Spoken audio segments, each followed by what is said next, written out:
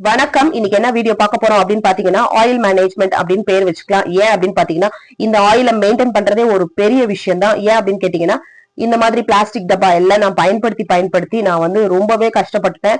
அதை வாஷ் பண்றதுக்கே நமக்கு ரொம்ப கஷ்டப்படணும். இதுல எல்லாம் வந்து என்ன பிசுக்காயிடும், நம்மளால என்னதான் நம்ம வாஷ் பண்ணாலும் அது போகவே போகாது.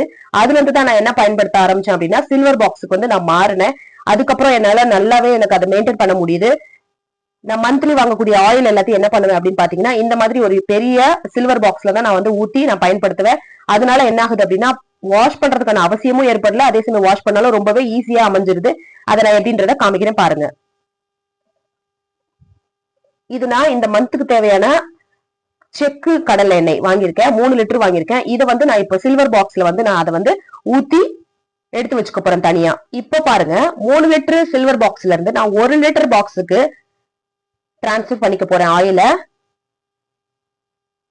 அதனால நம்மளுக்கு வந்து எடுத்து எடுத்து ஊத்திட்டே இருக்க வேண்டாம். பெரிய பாத்திரத்துல இருந்து எடுத்து ஊத்திட்டு இருக்க வேண்டாம். 1 லிட்டர் பாக்ஸ்ல யூஸ் பண்ணிட்டோம் அப்படின்னா நம்மளுக்கு ரொம்பவே ஈஸி ஆயிடும். இப்ப அதே 1 லிட்டர் சில்வர் பாக்ஸ்ல இருந்து குட்டியுண்டு ஒரு 100 லிட்டர் தான் வந்து பிடிக்கும் அந்த பாக்ஸ். சோ அதுலயும் நான் வந்து டிரான்ஸ்ஃபர் பண்ணிக்கிறேன். அதனால வெறும் நம்ம அதை காலியாக நம்ம எடுத்து எடுத்து ஊத்திக்கலாம். அண்ட் அப்பப்போ தொடச்சு வச்சுட்டோம் அப்படின்னா நம்மளுக்கு வந்து ரொம்பவே கிளீன் பண்றது ரொம்பவே ஈஸி.